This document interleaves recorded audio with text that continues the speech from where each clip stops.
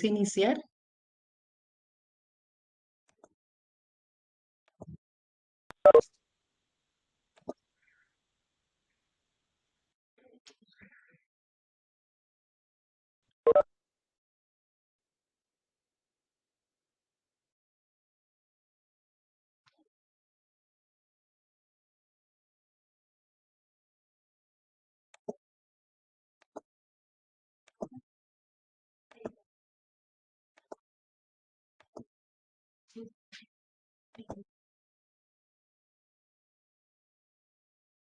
Bueno, me dices ahí que no escucha.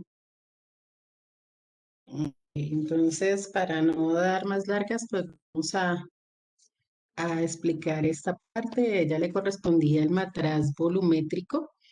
Realmente el esquema correspondiente al matraz volumétrico es el que está en la parte inferior, ¿sí? Voy a colocar el audio que ella envía, sino pues para las fotos, que lo tengan presente, es el que está en la parte inferior. Vamos a mirar si pueden escuchar el audio.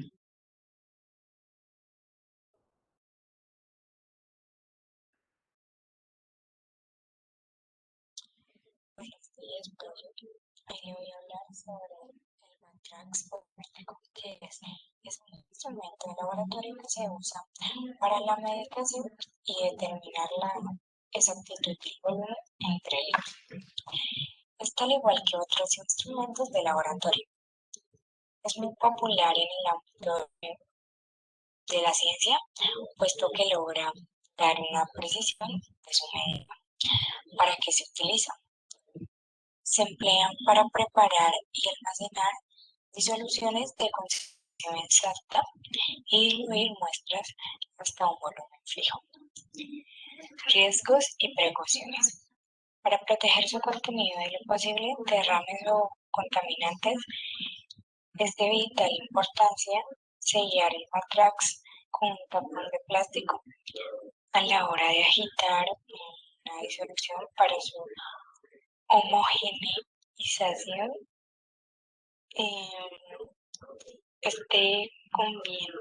Conviene sujetar el tapón firmemente para evitar salidas de energía. ¿En qué consiste el matrax? Es un recipiente de forma cónica en la parte inferior con cuello largo y muy estrecho.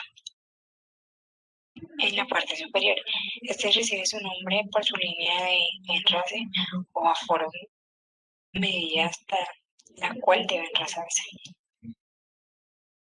Le voy a hablar sobre quién lo inventó, quién fue Emil Erlenmeyer. El matrax volumétrico es uno de los logros más importantes tanto para la química como para la física. Bueno, ¿alcanzaron a escuchar?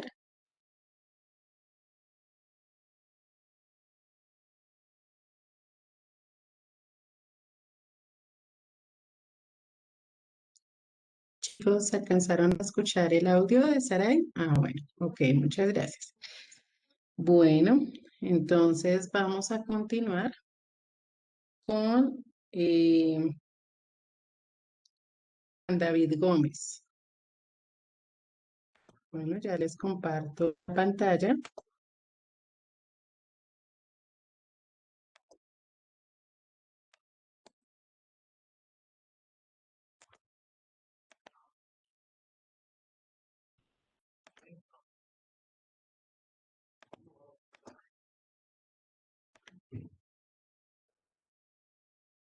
¿Listo, Juan David? Buenos días, profe. Buenos Eh, a días. mí me tocó, a mí me tocó hablar sobre la cápsula de porcelana. La cápsula de porcelana es un pequeño contenedor semiesférico con un pico en su costado. Este es utilizado para evaporar el exceso de solvente en una muestra. Características de la cápsula de porcelana.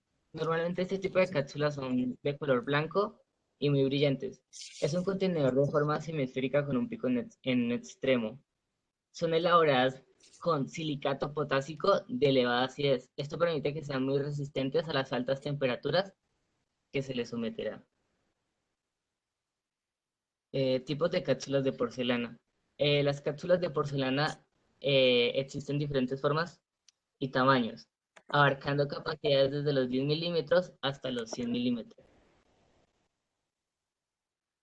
Su tamaño es muy variado, pero el más común es de 10 centímetros y el mayor tamaño es de 34. Su fondo puede ser redondo, pero también se encuentra con fondos planos.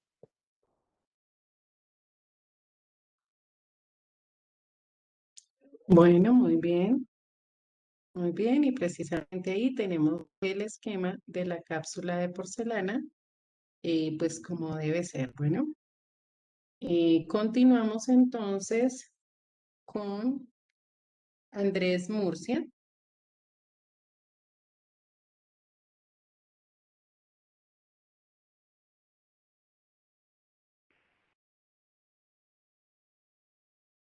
Creo que no está conectado Andrés hoy tampoco. No. Entonces seguimos con Juan David Parra.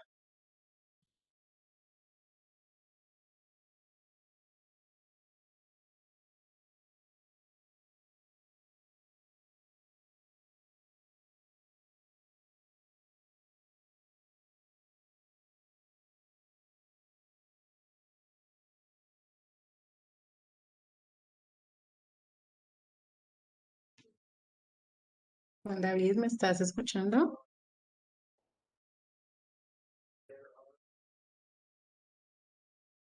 Bueno, continuamos. Andrés Pérez.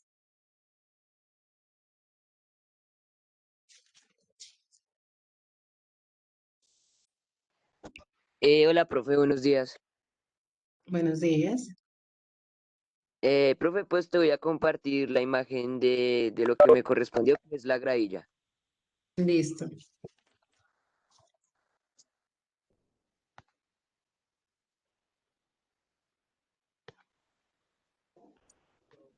Listo, ya le comparto la imagen.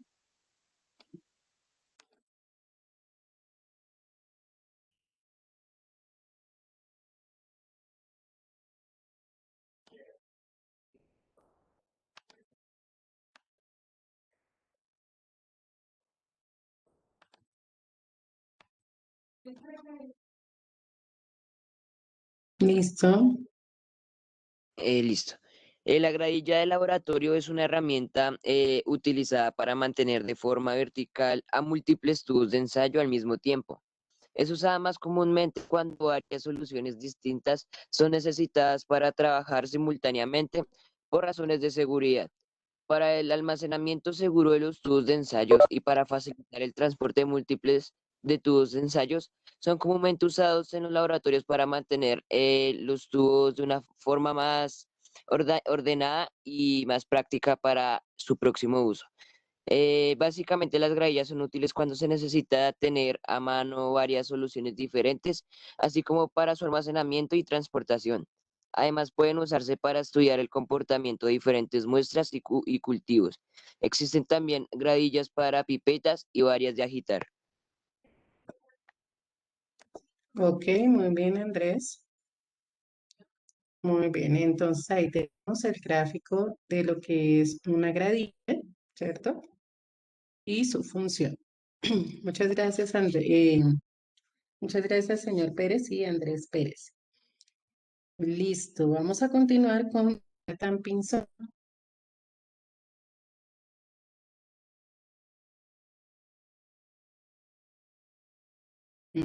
Ok, Jonathan, llevamos dos clases y a ti te correspondía hablar del mechero Bunsen. Llevamos ya dos clases en esto. Bueno, tres con esta. Entonces después nos comunicamos a ver qué podemos hacer. Listo. Continuamos con Santiago Quintero. ¿Está conectado? No lo veo tampoco conectado. Lina Rojas.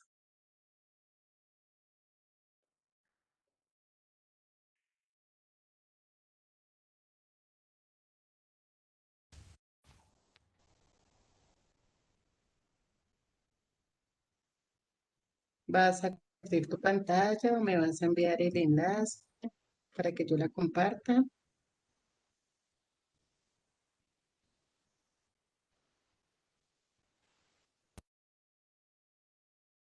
No te escucho, Lina.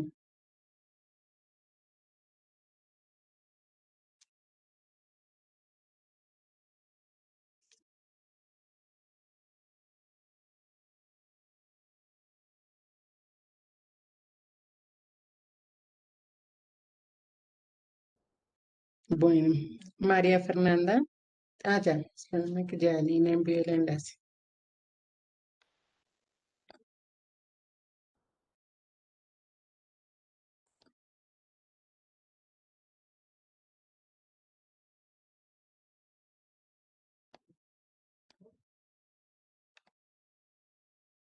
Listo, Lina, puedes iniciar.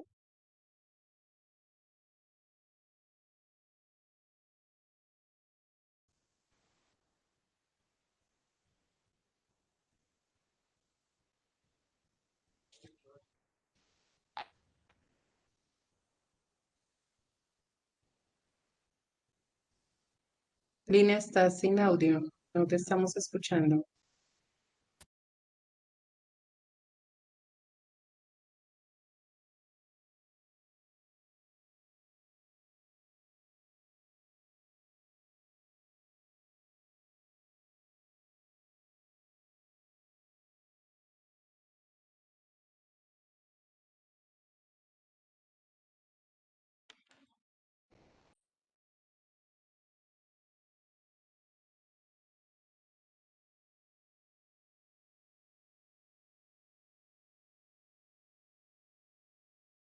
Bueno, mientras Lina soluciona su audio, María Fernanda o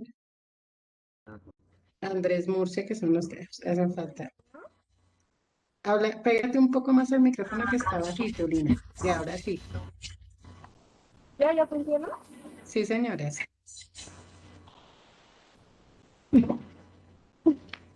Bueno, entonces me tocó el tubo refrigerante, también conocido como tubo condensador. Es un aparato de vidrio que permite transformar los gases que se desprenden en un proceso de destilación a fase líquida. Está conformado por dos tubos cilíndricos. Por el conducto inferior del tubo circula el gas que se requiere condensar y por el tubo más externo circula el líquido refrigerante. El conducto exterior está provisto de dos conexiones que permiten acoplar mangueras de caucho para el ingreso y posterior salida del líquido refrigerante. La entrada del líquido se efectúa por una de las conexiones. El líquido refrigerante, generalmente agua, debe circular constantemente para generar la temperatura adecuada que permita condensar los vapores. Listo, pues.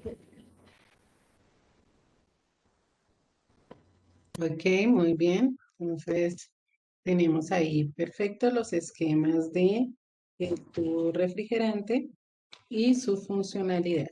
Ok. María Fernanda Triana o no la veo conectada, yo la había visto acá. Triana, no está. Andrés Murcia, ya le había dado ingreso también, pero no está. Ok, entonces eh,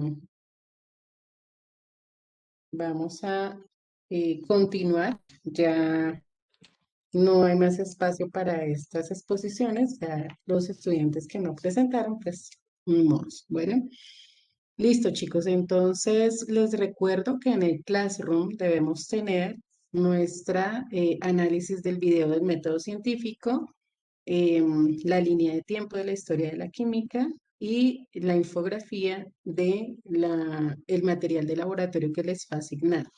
Ya esa actividad debe estar en el Classroom para ser calificada. Bueno, vamos a continuar hoy con nuestro segundo eje articulador que corresponde a cómo diferenciamos en química los materiales. Entonces, permítanme, ya les comparto la presentación.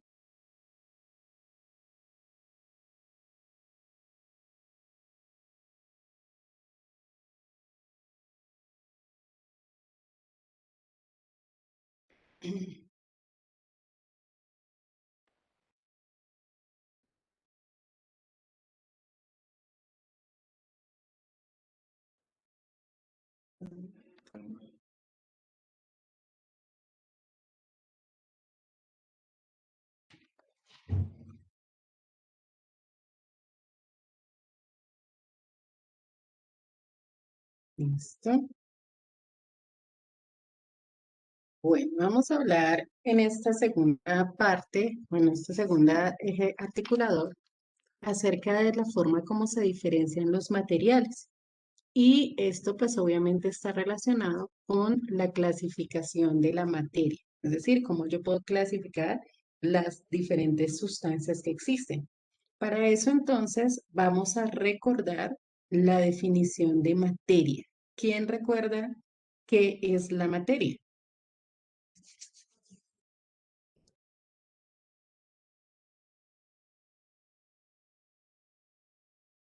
¿Qué es la materia, chicos?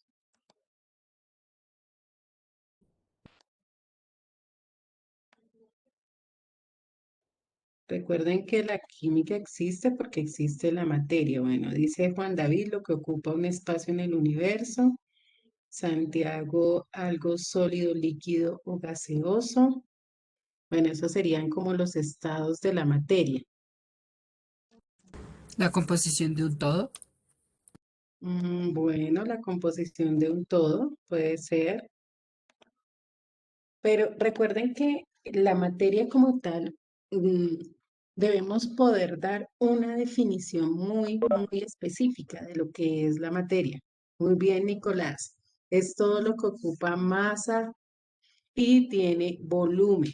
Bueno, lo peso, pues, eh, espérame, repito lo que tiene acá. Es todo lo que ocupa un espacio y tiene masa, forma, peso y volumen. Bueno, podríamos decir que es todo lo que tiene masa, sí, todo lo que tiene masa y ocupa un lugar en el espacio. Porque lo del tema del peso es relativo porque está acorde a la fuerza de gravedad. Entonces, podríamos tener ahí un problema con el tema del peso.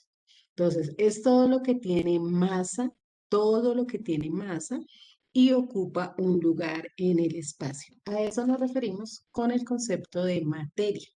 Ahora, dentro de esta misma lógica, pues materia es todo, ¿sí? Generalmente la definición que uno encuentra en primaria es esa, materia es todo lo que existe. Sí, efectivamente es todo lo que existe, pero ya a este punto pues tenemos que darle un mayor énfasis a las características principales, que es que tiene masa y ocupa un lugar en el espacio, ¿sí? Tiene masa y ocupa un lugar en el espacio. Todos, absolutamente todos materiales o son materia y esa materia se puede clasificar de diferentes maneras y en eso es lo que vamos a estar trabajando en este tiempo. ¿Qué aspectos debo tener en cuenta para clasificar la materia, para definir un material, para definir una sustancia? Vamos a empezar con un sencillo ejercicio. Yo aquí, esto no es para notas, simplemente lo vamos a trabajar aquí dentro de la clase y vamos a ver cómo estamos en ese aspecto. Por eso dice ideas previas, ¿cierto? Vamos a mirar cómo nos va aquí con este tema. Ustedes ven en su pantalla una serie de sustancias, ¿cierto? Una serie de sustancias comunes de las cuales hemos escuchado todo en el transcurso de nuestra vida, no nos son desconocidas. Esas sustancias, eh, nosotros podemos clasificarlas. Inicialmente, ¿en qué las vamos a clasificar? Si son elementos, si son compuestos o si son mezclas, ¿cierto? Vamos a hacer una clasificación general. Elementos, compuestos o mezclas. Como aquí no se trata de buscar información, simplemente yo voy a nombrar una persona y le digo cualquiera de las sustancias y usted me dice si es un elemento, si es un compuesto o si es una mezcla. Yo lo que voy a hacer es colocar aquí al lado de una inicial, al lado de cada sustancia una inicial que me diga, pues según lo que ustedes opinen, según la definición que ustedes den. Y después vamos a sondear por qué sí puede ser o por qué no puede ser. Entonces empecemos por Tomás Montilla. El acero, elemento, compuesto o mezcla. Rápido, Tomás. Que el acero elemento o qué? Elemento, compuesto o mezcla. Elemento, ¿no? Rápido, Tomás. Es así de una. Lo que tú pienses. Elemento, elemento. Elemento, dice Tomás. Que es, cambiemos por una más, por uno más delgadito. Ok, vamos a colocar aquí una E de elemento. Rubio, la gelatina. Sí, es lo mismo, elemento, compuesto o mezcla.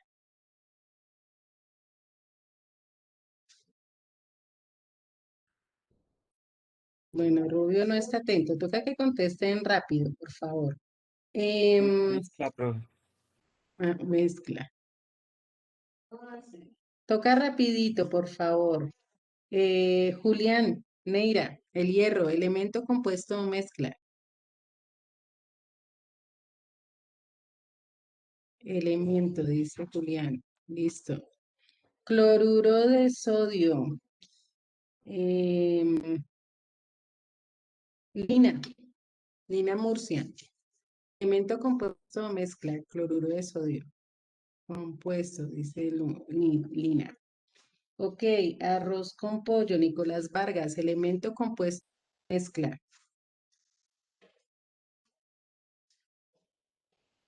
Mezcla, profe.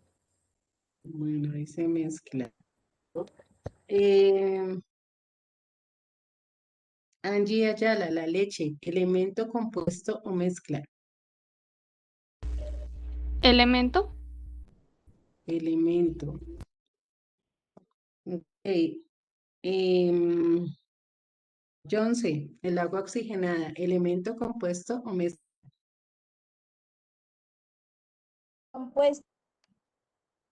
Compuesto. Em, ¿Qué más? ¿Qué más acá? Andrés Pérez, el sodio, elemento, compuesto o mezcla.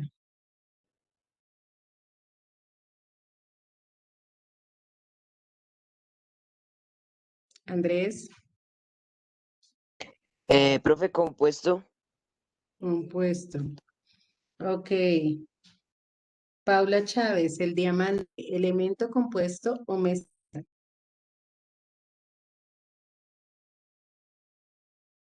Elemento. Ok. Hielo seco. Juan David Caro, elemento, compuesto o mezcla.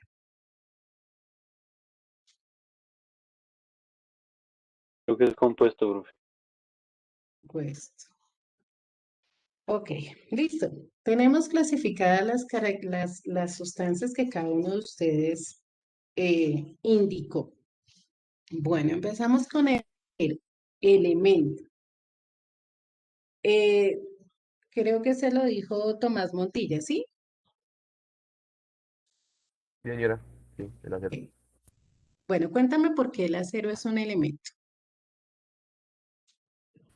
Porque un compuesto, la verdad, no, no creo que sea ahí un elemento porque es como un material. No sé, es que no sé cómo explicarlo, profe. Bueno, entonces dime para ti qué es un elemento, porque si yo le digo que es si tú dices que es un elemento, pues tú tienes una idea de lo que es un elemento en general. Entonces, ¿qué es un elemento para ti? Pues, profe, digamos, de ese tema, un elemento para mí tiene todo que ver como el acero, el oro, todos esos mecanismos donde podemos usar varias cosas, no sé. Ok, tú tienes idea de los ejemplos de elementos, más no de qué es un elemento, ¿cierto? ¿Qué es un elemento? Eh, bueno, por acá, ¿quién? Ayala, creo que fue Angie, la que me dijo que la leche es un elemento, ¿sí? Sí, señora, aunque me equivoqué porque es una mezcla. Bueno, yo dije No, que dime era un por qué com- considerabas tú que era un elemento. ¿Qué es un sí. elemento?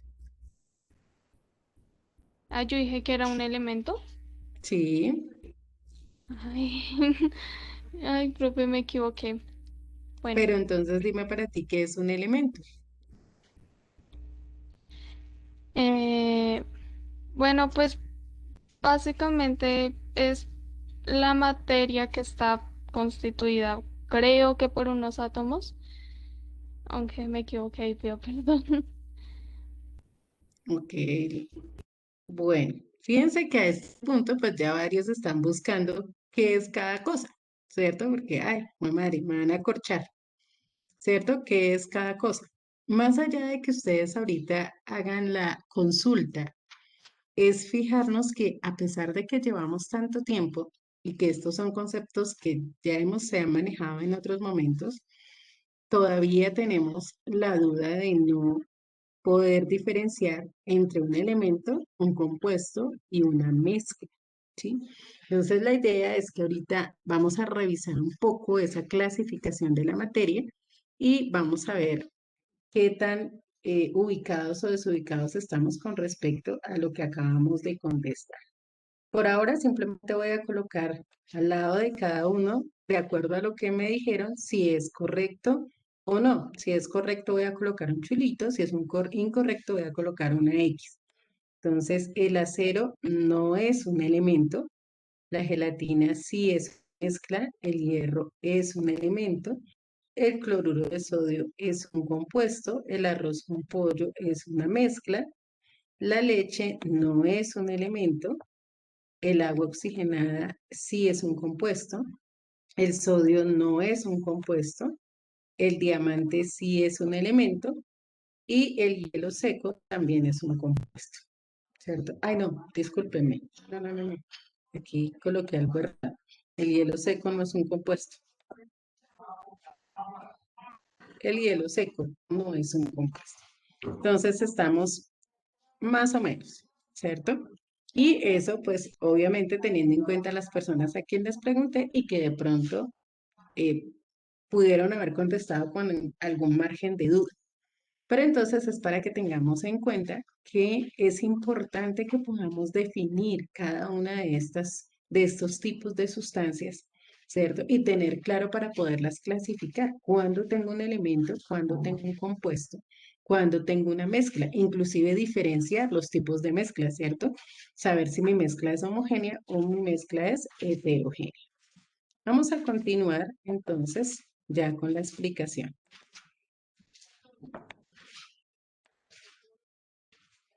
Bueno, partimos entonces del hecho de que en química, pues todo gira en torno a la materia, ¿cierto? Materia que ya Nicolás nos definió como todo lo que tiene masa y ocupa un lugar en el espacio. Sin embargo, lo voy a escribir aquí al ladito como una anotación. Todo lo que tiene masa y ocupa un lugar en el espacio. Entonces, ahí definimos lo que es la materia. Como les decía, desde este punto de vista, todo lo que está a nuestro alrededor tiene masa. Todo ocupa un lugar en el espacio, es decir, tiene volumen. Todo lo que tiene masa y volumen es materia. Ahora, ¿cómo se clasifica esa materia? La clasificamos en dos grandes grupos. Uno que se denomina sustancias puras y otro que denominamos mezclas.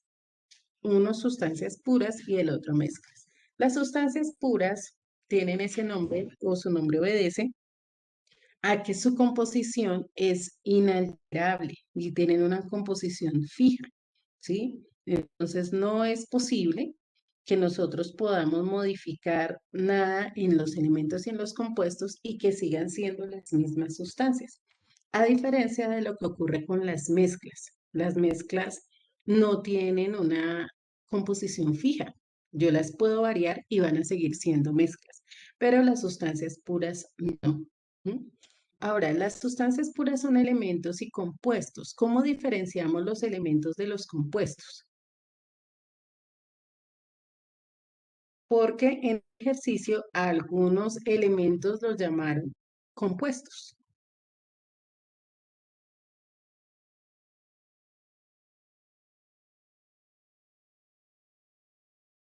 A Profe, ver ¿será si porque el alguien... elemento se compone de un solo tipo de átomo y el compuesto no? Bueno, muy bien. Entonces, los elementos, vamos a escribirlo aquí, están formados por átomos, estoy utilizando la tilde que no es, están formados por átomos iguales. Entonces, si por ejemplo yo tengo como elemento eh, el calcio, ¿cierto? El calcio está formado única y exclusivamente por átomos de calcio, siempre por átomos de calcio, ¿cierto? Si tengo el azufre va a estar formado única y exclusivamente por átomos de azufre. Si tengo sodio, va a estar formado única y exclusivamente por átomos de sodio. Y todos los elementos los voy a encontrar en la tabla periódica. Ellos van a estar en la tabla periódica. Entonces, algunos ejemplos, el calcio se representan por símbolos, ¿cierto? El azufre, el nitrógeno, el oxígeno, el hidrógeno, el carbono, ¿cierto? Son elementos y están formados por átomos iguales. ¿Listo? Entonces, para que lo tengamos presente, siempre que yo clasifique una sustancia como elemento, voy a tener claro que lo clasifico de esa manera porque está formado por átomos iguales y adicional lo voy a encontrar en la tabla periódica. Siempre los elementos van a estar en la tabla periódica. Si ustedes buscan el acero en la tabla periódica, no lo van a encontrar, ¿sí? No lo van a encontrar. Si buscan el bronce en la tabla periódica, no lo van a encontrar. ¿Por qué? Porque ni el bronce ni el acero son elementos. Entonces, ellos no están ubicados en la tabla periódica. Bueno, y por acá Catalina nos decía que los compuestos están hechos de varios elementos, efectivamente. Entonces, en el caso de los compuestos, vamos a decir que están formados por átomos, por la unión, están formados por la unión de dos o más elementos. Están formados por la unión de dos o más elementos. Entonces, en el caso de los compuestos no tengo átomos, no tengo símbolos solamente como está acá, no son los símbolos atómicos, sino que tengo fórmulas, ¿sí? Los compuestos yo los puedo representar por fórmulas. Entonces, ¿qué fórmulas voy a encontrar dentro de los compuestos que les mencioné? Por ejemplo, el cloruro de sodio, que es la sal de cocina, es un compuesto, ¿cierto? Tenemos por otro lado, también les había mencionado allí el agua oxigenada, que tiene esta fórmula, ¿sí? El agua normal, el agua potable que tiene esta fórmula, también es un compuesto. Entonces, fijémonos que los compuestos tienen fórmulas. Y algo muy particular que pasa con ellos es que yo no puedo variar la cantidad de átomos a mi gusto.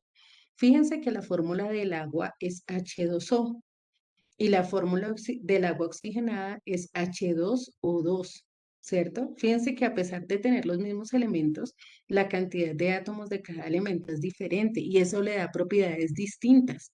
Con el agua, usted se baña, usted prepara alimentos, pero usted no prepara alimentos con agua oxigenada, ¿cierto? Se puede aplicar el agua oxigenada como un antiséptico, pero usted no se baña con ella, ¿cierto? Entonces, las características de cada compuesto son únicas y por eso su composición no se puede variar, por eso decimos que son sustancias puras. Yo no puedo modificar la cantidad de átomos que hay de un elemento y seguir teniendo la misma sustancia. No, en ese caso, la sustancia va a variar, va a cambiar. Entonces, no voy a tener la misma sustancia si yo modifico la cantidad de átomos. Por eso decimos que tanto elementos como compuestos son sustancias puras. ¿sí? Son sustancias puras de composición fija, determinada. Las mezclas, no, porque en las mezclas yo tengo dos o más sustancias, ¿cierto? Tengo dos o más sustancias y unión es la unión de dos o más sustancias. El CO2, Tomás, es un compuesto, sí, señor, porque tienes una fórmula, ¿cierto? Tienes una fórmula. Entonces, es un compuesto. Si yo puedo dar la fórmula de la sustancia, es un compuesto. Unión de dos o más sustancias y en proporciones variables. Variables. Entonces, yo en una mezcla sí puedo cambiar las cantidades. Por ejemplo, si yo tengo agua de panela y leche, yo puedo colocarle más agua de panela, menos leche, más agua de panela, menos agua de panela, mitad y mitad, o sea, y sigue siendo la misma mezcla, agua de panela con leche. Si yo hago un café en leche, hay unos que le llaman latte, otros que le llaman perico, otros que no sé qué, es lo mismo, es café y leche. ¿Qué es lo que cambia? Las proporciones.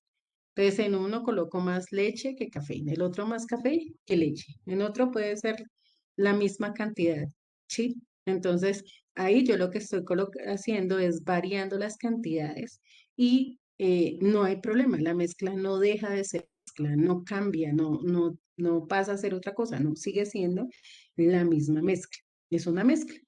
Lo que sucede o lo que tenemos es una diferencia entre las mezclas homogéneas y las mezclas heterogéneas. ¿Cuándo una mezcla es homogénea?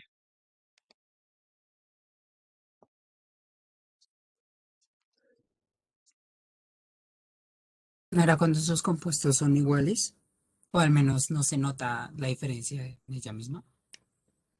Bueno, dicen cuando son iguales, cuando se integra todo. Profe, ¿eso tiene que ver eh, algo con solutos y soluciones o algo así? las mezclas homogéneas son soluciones, sí señor, son soluciones. ¿Pero por qué se llaman mezclas homogéneas? Cuando están bien mezclados.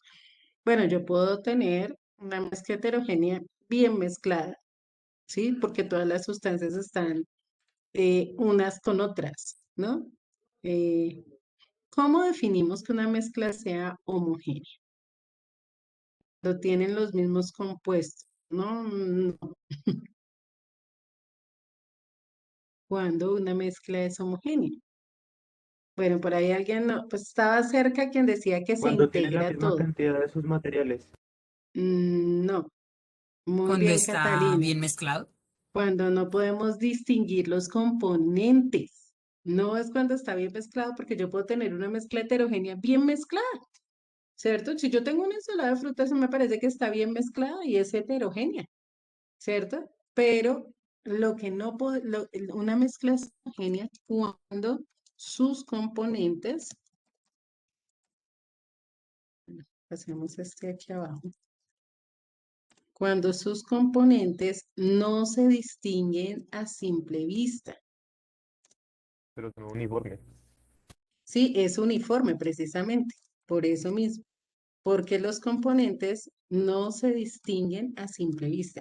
Y tengamos claro que no es lo mismo decir distinguir que ver, ¿sí? Porque a veces la gente dice, no, cuando no se pueden ver los componentes, si yo no puedo ver es porque estoy ciego, ¿cierto? Pero lo que no puedo hacer es distinguir, diferenciar los componentes de la mezcla. Yo puedo ver la mezcla, pero no puedo diferenciar los componentes de la mezcla.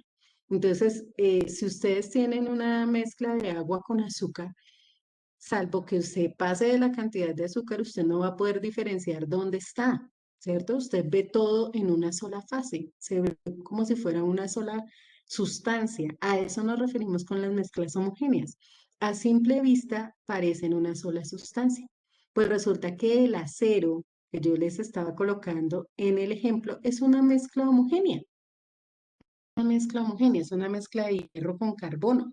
Pero ustedes no pueden decir ahí dónde está el hierro y dónde está el carbono. Simplemente se ve el acero. Tampoco podemos decir qué cantidad de hierro o qué cantidad de carbono a simple vista, ¿cierto? Hay en esa mezcla.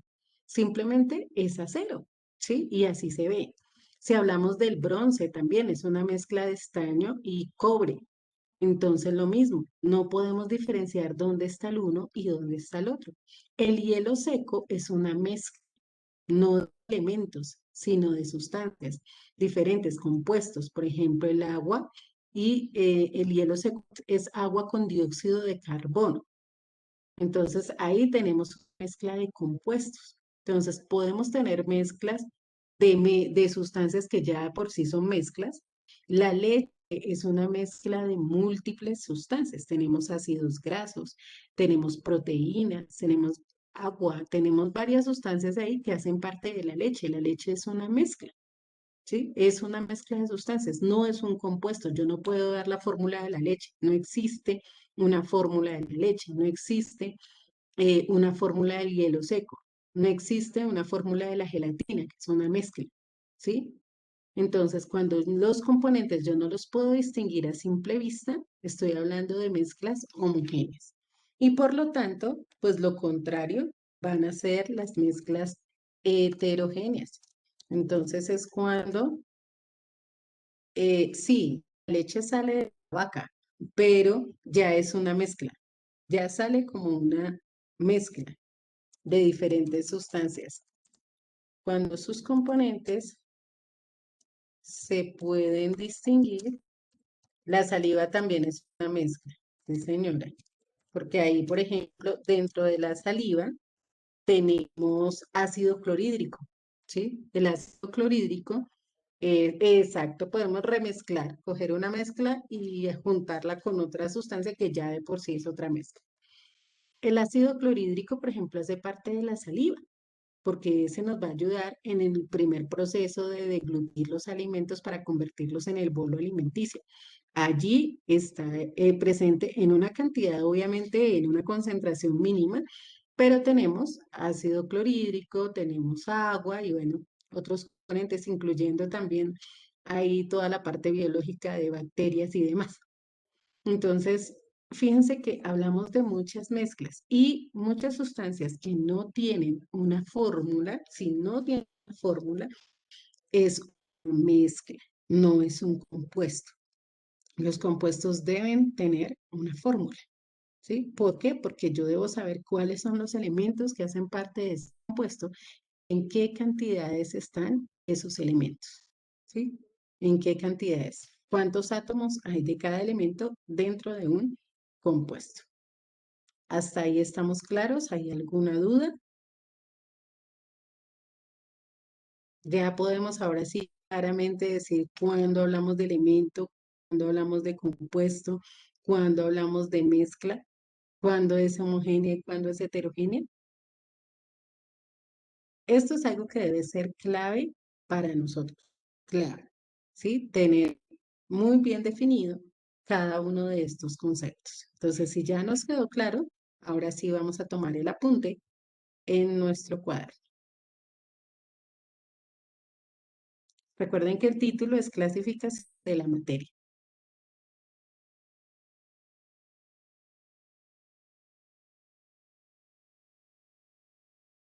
Se nos acabó el tiempo por el día de hoy. Entonces, continuamos en nuestra próxima clase hablando de otras características que también tenemos en cuenta para clasificar la materia. Que tengan excelente resto de jornada. Dios los bendiga. Chao a todos.